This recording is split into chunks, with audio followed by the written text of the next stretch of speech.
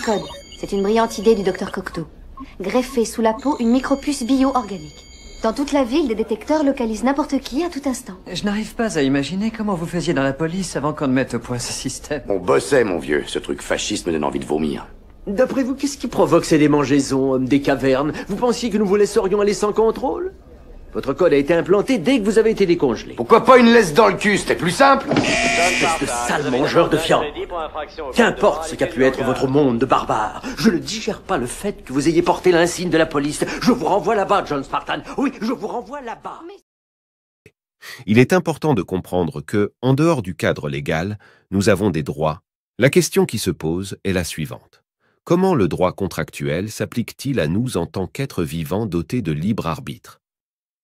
La réponse réside dans le consentement. Comment l'État obtient-il notre consentement? On peut citer la Constitution, qui est un contrat passé entre l'État et le président de la République dans le cas de la France. Ce contrat permet au président de la République d'exercer le pouvoir de l'État. L'État est composé de tous les citoyens qui constituent le peuple. Être citoyen est une notion juridique définie par le droit plus que par la nature. Le terme « peuple » n'a pas de connotation juridique spécifique.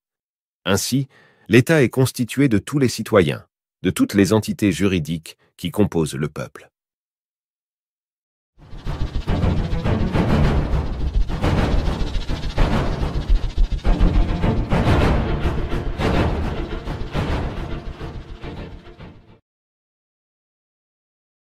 Un contrat implique une volonté, un consentement, des obligations et des sanctions.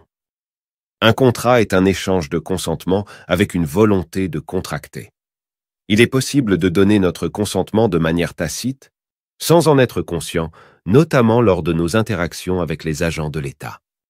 Ensuite, il existe des vices de consentement, tels que l'utilisation de la violence, comme dans le cas de l'impôt et de la monnaie, qui sont en grande partie dus à notre méconnaissance du droit et des lois, que nous sommes censés connaître.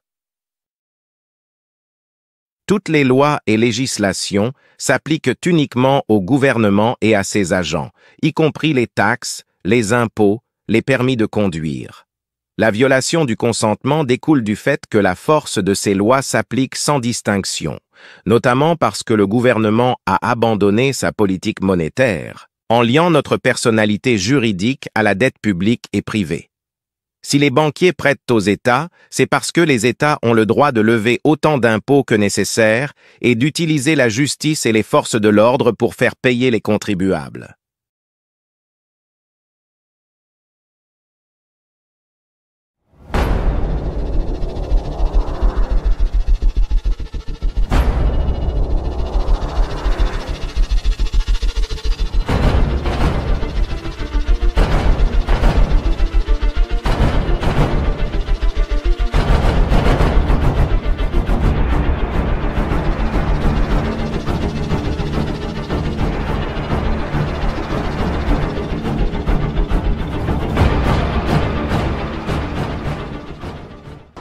Le puçage du bétail humain a été lancé en France l'an dernier, officiellement.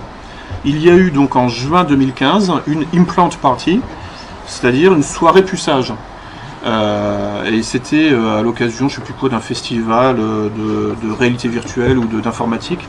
Bref, donc des gens, donc il y avait un conférencier qui travaille pour Google, si je me souviens bien. Et qui est venu donc présenter la puce RFID comme la solution à tous nos problèmes. Quand on perd notre clé, heureusement j'ai ma puce dans la main et je vais pouvoir ouvrir ma porte en near field communication, c'est-à-dire en communication de courte distance. Là, le puçage est lancé, de toute façon. Je ne sais pas comment on va y échapper, mais il va falloir y échapper. Donc, une troisième partie avec des articles. Pardon? Ce serait pour quand? Mais c'est en cours, là. Oui, ça se mettra en route définitivement. C'est déjà commencé. C'est de l'an dernier. Parce qu'il y a eu une soirée, en fait, pour lancer ça officiellement. La généralisation, vous la verriez pour dans 3-4 ans? On est déjà dedans. Hein. C'est déjà en train de se faire. Hein. C'est donc. On peut nommer aussi le club méditerranéen. Mais donc, l'agenda antispéciste a réussi à faire passer de nouvelles lois pour accorder des droits aux animaux comparables finalement aux humains, c'est-à-dire en fait qui leur accordent pratiquement une personnalité civile, qu'ils ne peuvent évidemment pas. Harmoniser, pour le code civil, pour harmoniser avec le code rural. Alors harmoniser, ça c'est une manière de présenter les choses qui, en fait oui, alors non mais c'est comme ça que ça va être présenté, c'est harmonisé. Mais en fait le problème c'est que ces droits accordés aux animaux ne pourront pas être exercés. Donc en fait on est dans une fiction juridique ni plus ni moins, puisque pour exercer les droits d'une personne, d'une personnalité morale, il faut avoir accès au langage. C'est le minimum, au moins comprendre les textes de loi, comprendre qui je suis en tant que personnalité morale. Bon, c'est pas le cas des animaux. Donc ils étaient protégés en tant que sujets sensibles. Mais voilà, bon, et là on voit bien qu'on est, à partir du moment où on entre dans la fiction juridique, on sort simplement de la cause morale noble pour entrer dans, en fait, l'ingénierie sociale, quoi. Là, le but, c'est de nous faire comprendre à nous autres, Homo sapiens sapiens, que nous ne sommes pas différents du plancton marin. Mais c'est ça, à la fin. Et à la fin, c'est pour nous faire accepter l'idée que nous pouvons finalement être traités comme du plancton marin. À la fin, c'est ça. Et donc, donc là, maintenant, je passe au transhumanisme. L'antispécisme est un volet du transhumanisme. Et donc, au-delà même de l'antispécisme, il y a maintenant une tendance qui se développe, c'est le droit des robots.